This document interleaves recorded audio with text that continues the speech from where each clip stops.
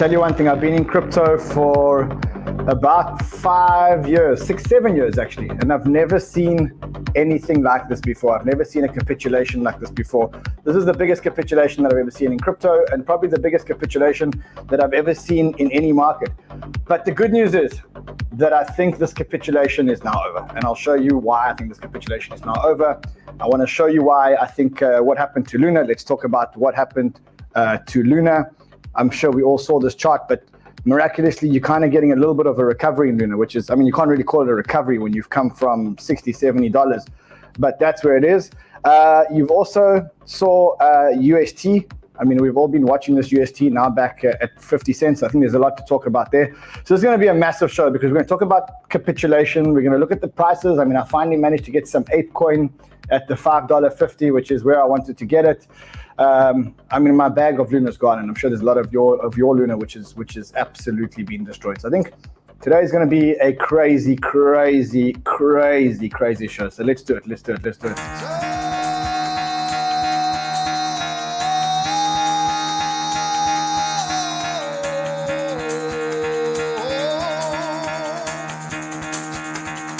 Get the fuck out of bed, bitch. Go.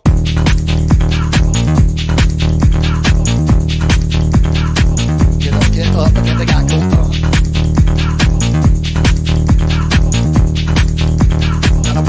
Time to wake up, bitch, get up.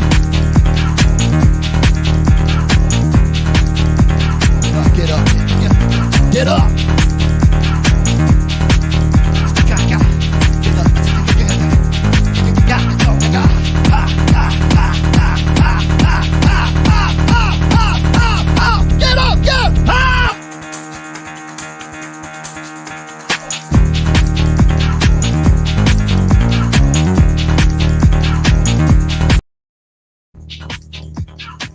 I'll tell you one thing, I've been in crypto for a long time.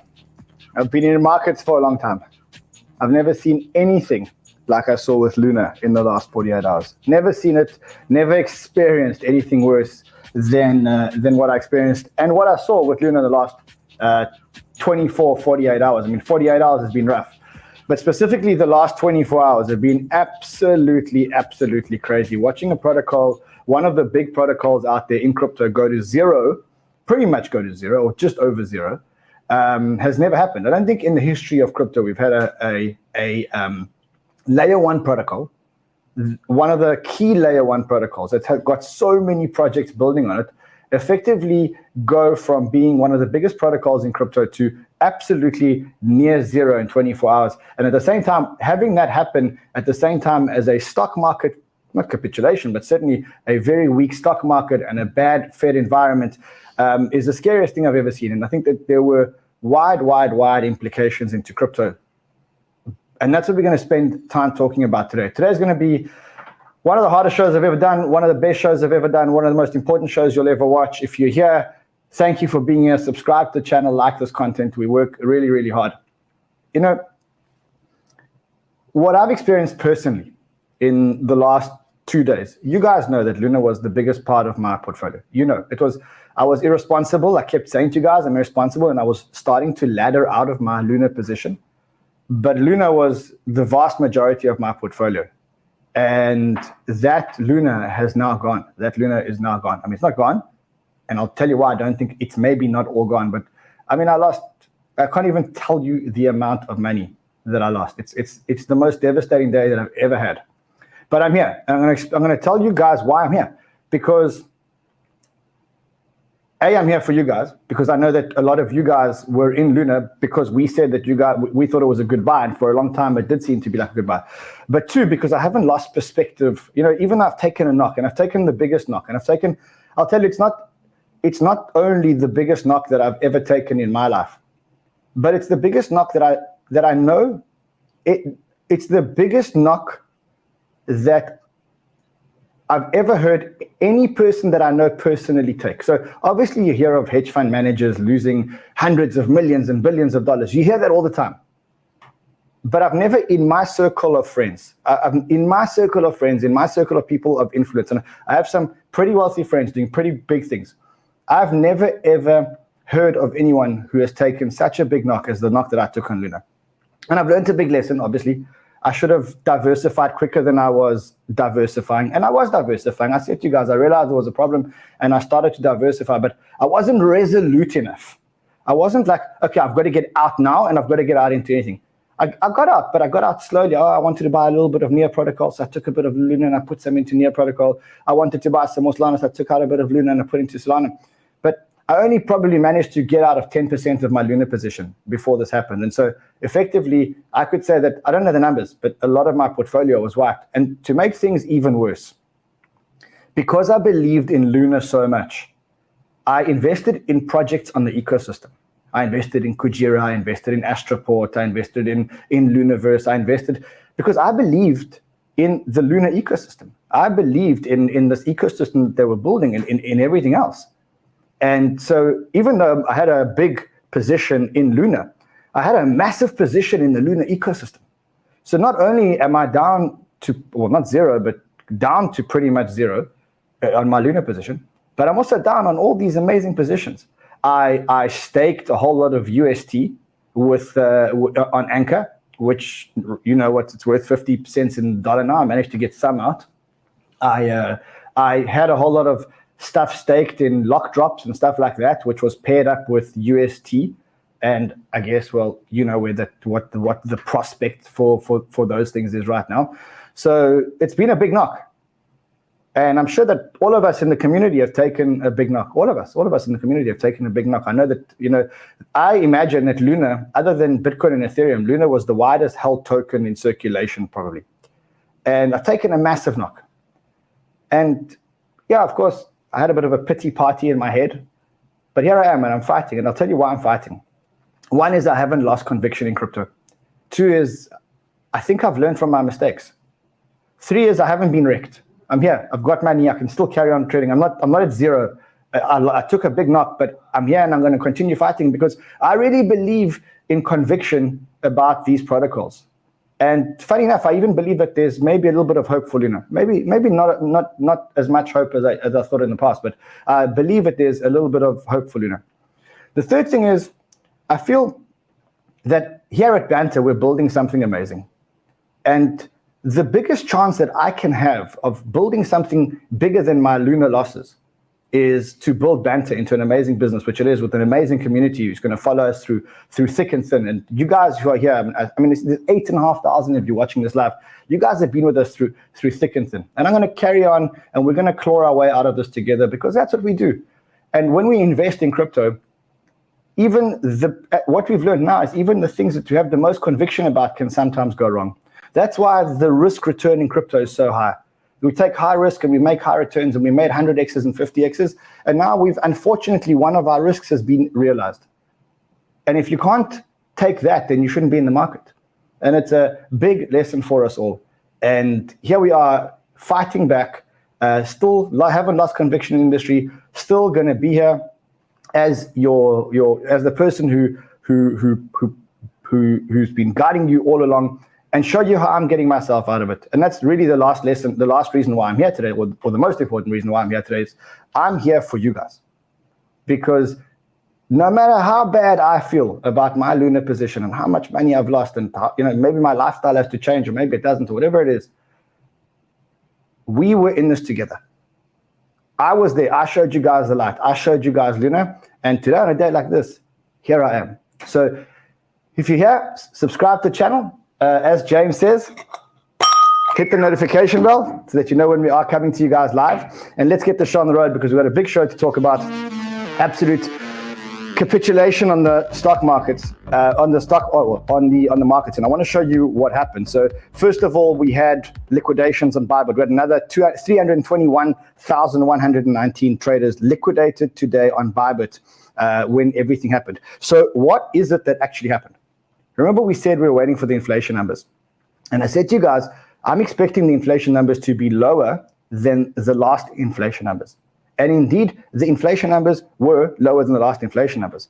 The problem is that the market had an expectation of inflation at 8.1%, and it came in at 8.3%.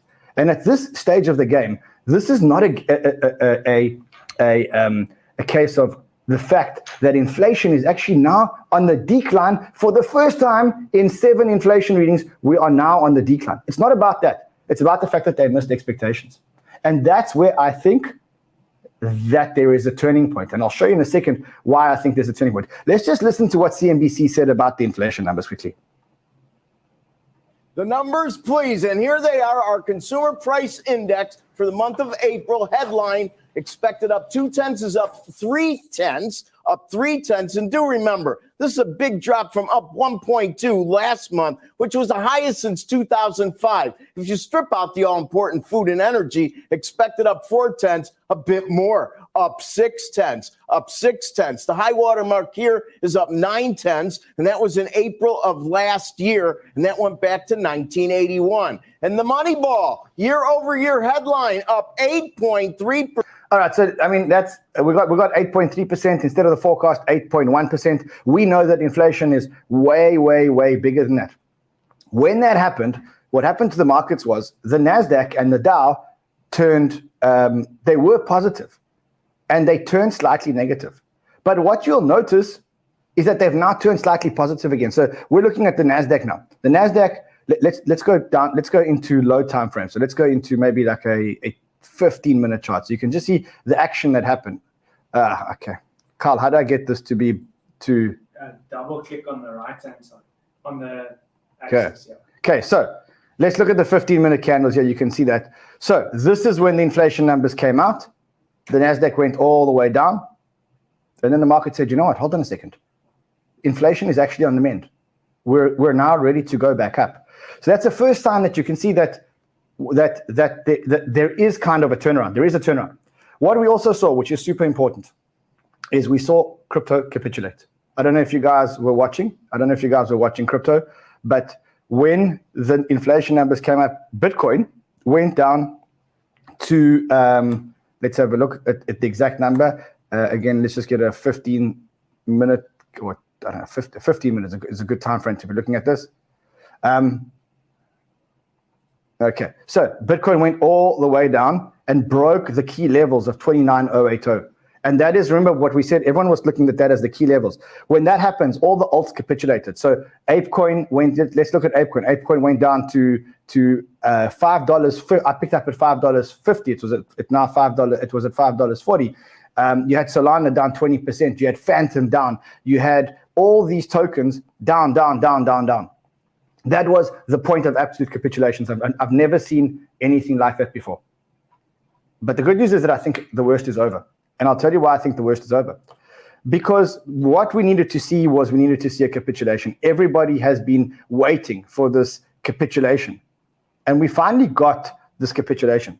You got a couple of telltale signs that say that things may change. One is you've got the US 10-year Treasury yield doing a bit of a turn. Now, we don't know if this turn is just another bump and it's going to continue to go up.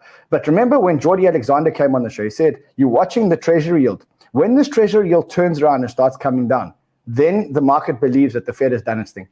And we've seen this turn over here. So that's a great sign. We also saw volume. Look, we saw capitulation candle, and we saw the capitulation on very high volume. There it happened there. There it happened there. There it happened there. We saw the high volume coming in. This was that high volume, everybody rushing to buy up the capitulation. Then we saw this capitulation candle, which I showed you yesterday, which is people yesterday willing to take their realized losses. Look what's happened every time that people are willing to take their realized losses. Okay, so what we finally, I think this is the ultimate capitulation. We saw another 350,000 traders liquidated across all exchanges. This was the capitulation candle. And to make things, so crypto capitulated. The stock markets haven't capitulated, but the stock markets do look like they've done an about turn. What is the about turn? Well, they're saying, look, maybe inflation missed expectations, but inflation is now on the down. Every month for the last 7 inflation readings, we've had inflation on the up. Now, all of a sudden, inflation is on the down. Maybe the Fed's got this under control. Maybe this inflation thing's bottomed. Maybe the Fed won't have to be this aggressive. Joe Biden came out last night and he said that they would do whatever they need to do to get the inflation numbers down. They were going to release oil reserves. They were going to do whatever they need to do to get the numbers down. And now the numbers are starting to come down. And next month will be even lower. How do we know that? Because the base for last year, May, was lower was higher than April. And so the base is high. It's exactly why the April numbers are lower. The April numbers are not lower because the numbers have come down, but just because last year's base was higher. And because last year's base was higher, it makes them read off a higher base. And that's what happened. In crypto, we had another catastrophic, cataclysmic event, which obviously now in hindsight, everybody's the genius and everybody's saying, oh, well, we knew this and we warned you about this. But no one, or certainly not anyone I knew, thought that what happened to Luna happened to Luna. I've never seen anything like it in crypto. The DAO hack wasn't, I mean, maybe the DAO hack was that big. I wasn't around for the Mt. Gox hack, and there weren't enough people around. But this is huge. And the reason why the Luna thing is huge is because for the first time we saw a major protocol in crypto actually get destroyed. We've had protocols die, but we've never had a protocol with so many people invested, with so much money from so many people invested, with so many projects and VCs invested in crypto. And when that happens, the problem is that it takes down the whole ecosystem. And what this tweet says, and I'm not sure that, I mean, I agree. I think it makes the recovery time longer. And I'm not sure we're going to get a long bear market, but we certainly are going to have, it's going to take some time to rebuild this market. It's not going to happen immediately, which for you guys means that you don't have to FOMO to buy things because we're not going to get that craziness anymore. This is more a market where now you can buy the smart things when you want to buy. And I'll show you. I mean, I'm not telling anyone to start buying. I started buying today, but I don't think that's what the discussion about.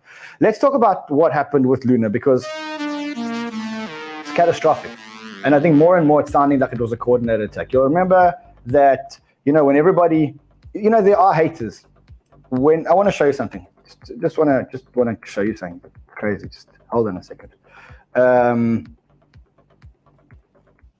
I want to show you how tough it is being me today on the day where you've taken the biggest loss that you've ever taken in your life and the biggest loss that anybody has ever taken in their lives.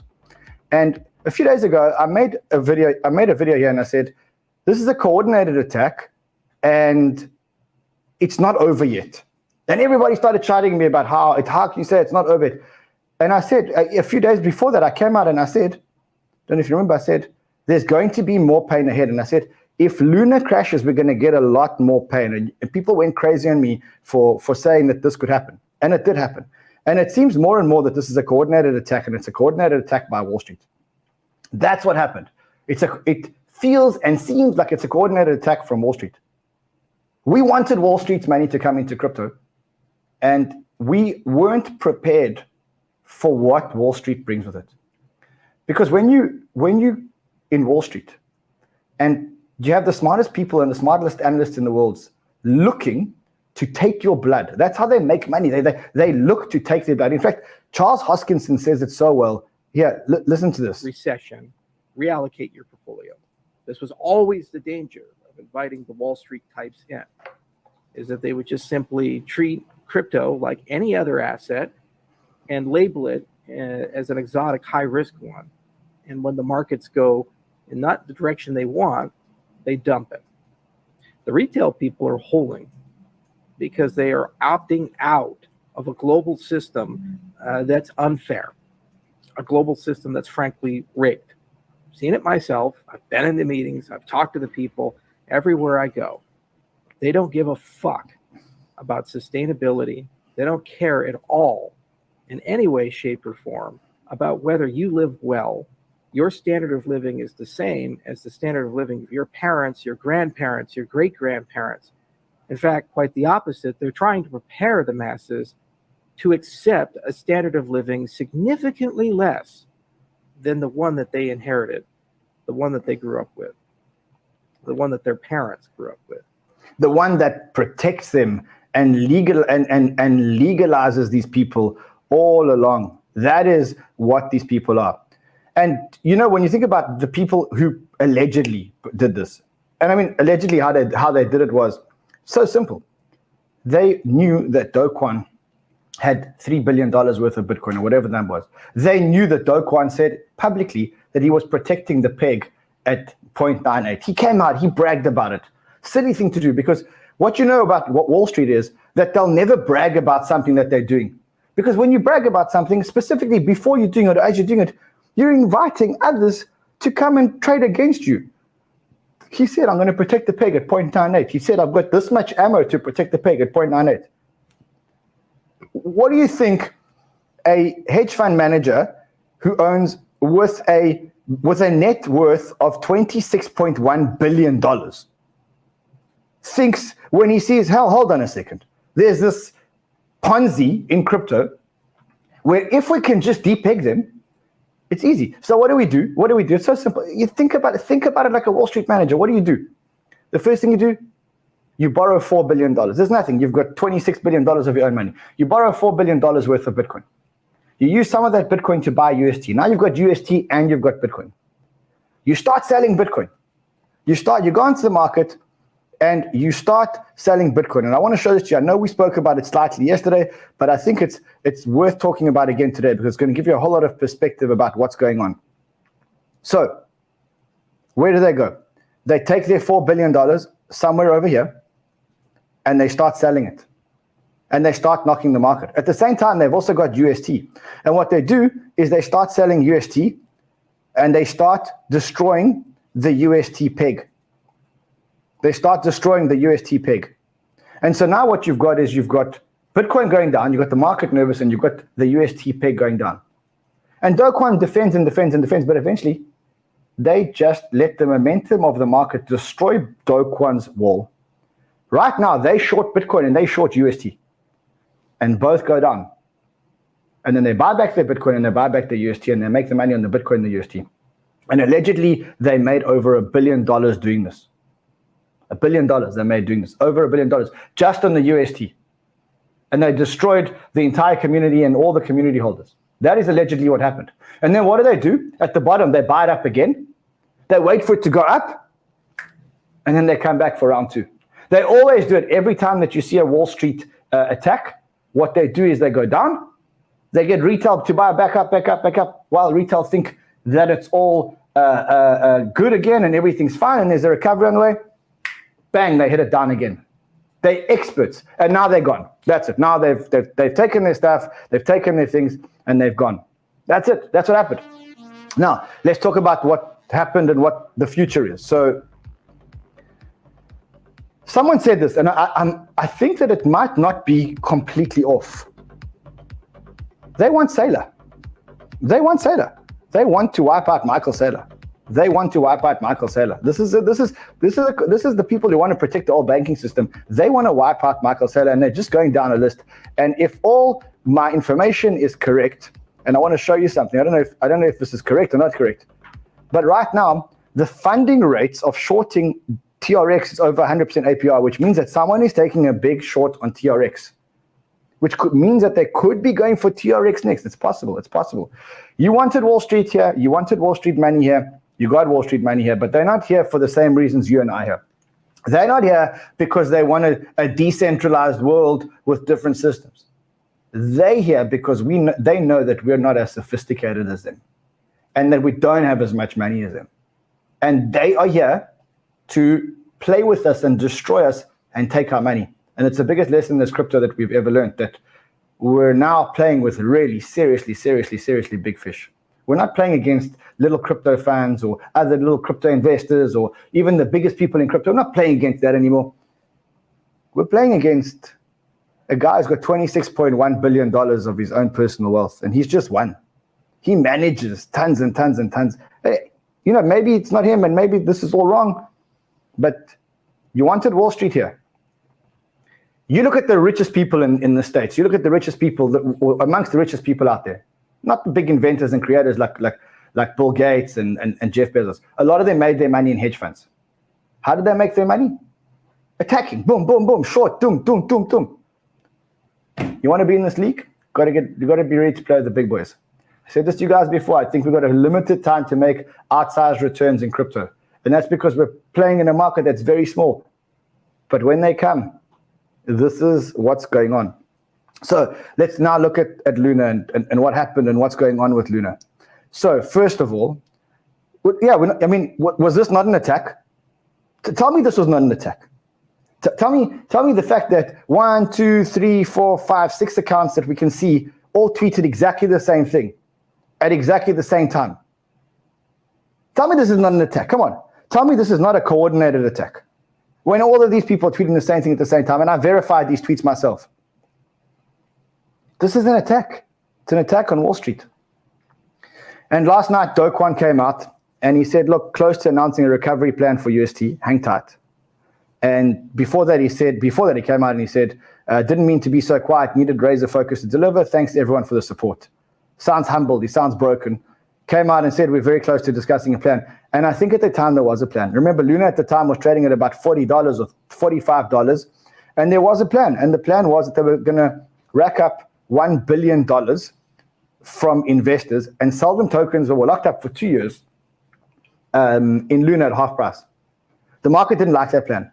And the reason why we know the market didn't like that plan is because when they launched that plan, so it was my time about there. It was about there when they launched the plan. And the market started to go down again. And what the market basically was telling you here is, look, I know you think that you can raise 1 billion, but 1 billion is not enough here. 1 billion is not enough. It's not enough. Money is not enough. There's a fundamental problem because Wall Street can keep attacking us. You can buy, you can have another billion, but Wall Street are going to come with 10 billion and they're going to attack you. And what they're saying is that fundamentally, the concept of a stable coin that is algorithmically backed is going to get attacked until we actually get this decentralized stable coin right. I think maybe Luna didn't get it right. They were the closest to get it right, and they built the most vibrant ecosystem, but they didn't get it right because under attack, it didn't hold. There are other stable coins out there. Near's got a stable coin with a unique proposition. JED, the stable coin that is launching on Cardano, that was battle tested, and that one may hold. But we'll never know this until we withstand an attack, like the one we've just had. And only then will we know how bad it is. And so then the Luna price started to collapse. You can see now it's back at 367 or 366 and whatever else. It was quiet.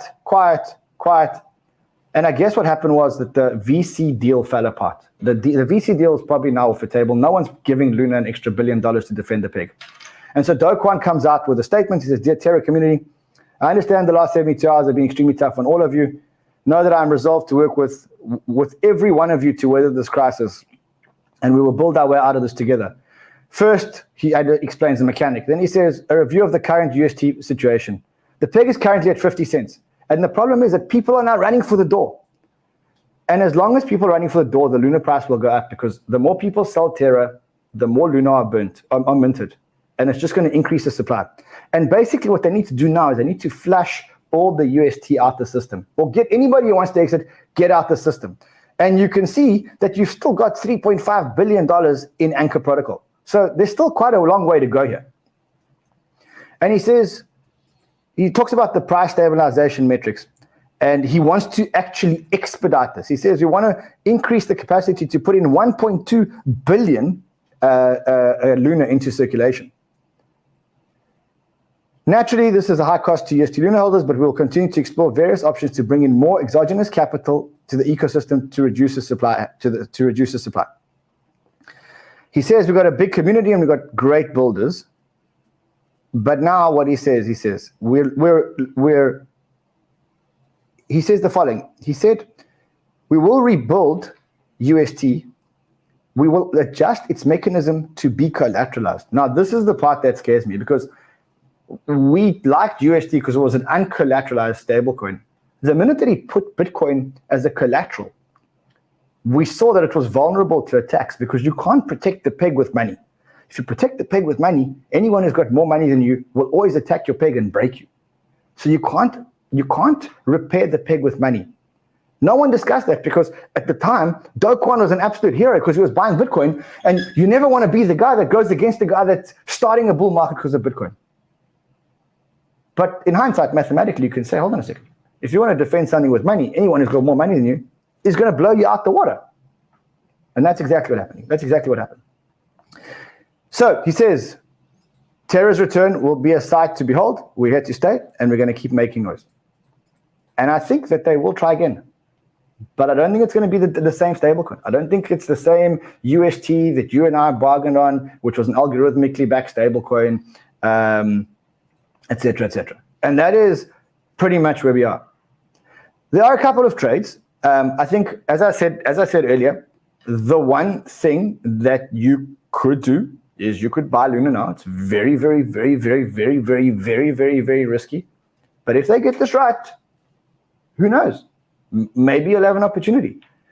The other thing that is a trade here, and again, it's very, very, very, very, very, very, very, very risky. It's for those of you who are absolute mad, is you could buy UST, because if they do peg UST back by some kind of collateralized function, you'll make 100% return on your capital. I'm not telling anyone to do this because I think that these are the two riskiest trades in the industry.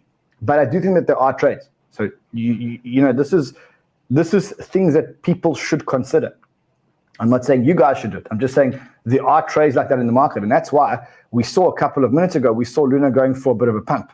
Okay, you can't see the pump on this chart because the time frame's all wrong, but it's going on a bit of a pump.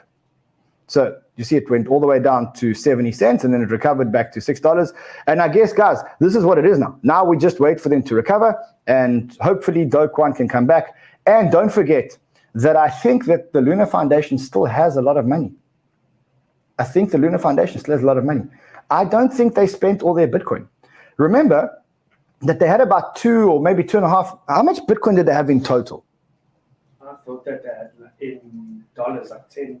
No, they're like 2-3 billion. And they only gave the market maker a loan, or the LFG Foundation only voted to give the market maker a loan for $1.5 billion. And no one knows whether the market maker has spent the full $1.5 billion. So they could be quite a well-funded project. There could be a project that might have $500 million, maybe $1 billion, maybe. And they could recover. I'm not saying they will. I'm saying if you're holding Luna and you're contemplating selling, one option is for you to jump the ship at this price. I don't know what price you got in. The other option is you put in your bottom drawer and you trust Kwon and the team to do it again. They have done it before. They've learned a lot. And the teams that will revolutionize the space are the ones that tried and failed and know where they failed and are ready to try again. Those are the teams that will revolutionize the space. So I'm not saying it will, but I'm saying there's a small chance that it can happen. And there's a lot of VCs who've got a lot of incentive to try and help. And there's Kwon and Terraform Labs who are very smart people. We all said they were smart people all along. And we can't knock smart people for trying to do amazing things and failing. And I think Kwon, even though I said yesterday, he did get a little bit arrogant, and you know, I didn't like the way that he spoke to a lot of people and stuff like that. I'm not judging him because I think ultimately he's a good human being and he's trying to do great things. And I'm going to hold my Luna position. Let me tell you, I hold a lot of Luna. I'm not going to mention the numbers, but I'll hold a lot of Luna. And as I said to you guys at the beginning of the show, that this was one of the hardest days that I've ever had in crypto, in my entire crypto life, that's for sure. I mean, a couple of other things which we should probably talk about, and then we'll talk about actual prices and stuff like that, is Nayib Bukele buying the dip. But I mean, right now, he's down pretty much and a lot, and he continues to buy. He just continues to buy. He's smart. He's like Michael Saylor. You buy, and you look at the long-term picture, and if you have conviction, you have conviction. And that's the way to do it. Also, the Australian ETF lists in 2 days, which we were looking for. We were looking forward to that Australian ETF for a while. The launch was cancelled, and now the Australian ETF is now coming back. All right, let's look at the markets. Let's look at some altcoins. And again, I'm telling you guys that I think that we've seen a lot of capitulation. I'm not telling you guys that you should be getting in or that you should be buying. I'm just telling you guys what I did. When the markets went down, I went into Near Protocol I went into Rune at $3.74. I went into Near Protocol at about $6. I went into ApeCoin at $5.50. I went into, here we go, so you can kind of see all the ones. I went into Lido DAO as well, $1.68. I went into Luxray, 88 cents. I went into Luxray. What else did I go into? So I've got enough ref finance. I went into Stargate, 66 cents. I went into Stargate at 66 cents. I'm not telling you guys to do it, but I am telling you, in the interest of transparency and being part of the family, I'm telling you guys what I did. As I said to you before, I don't think this is going to be a quick recovery. I don't think we're going to see all-time highs for a long time, because I think specifically the crypto world, the stock markets have taken a knock and will continue to take a knock, and they will recover.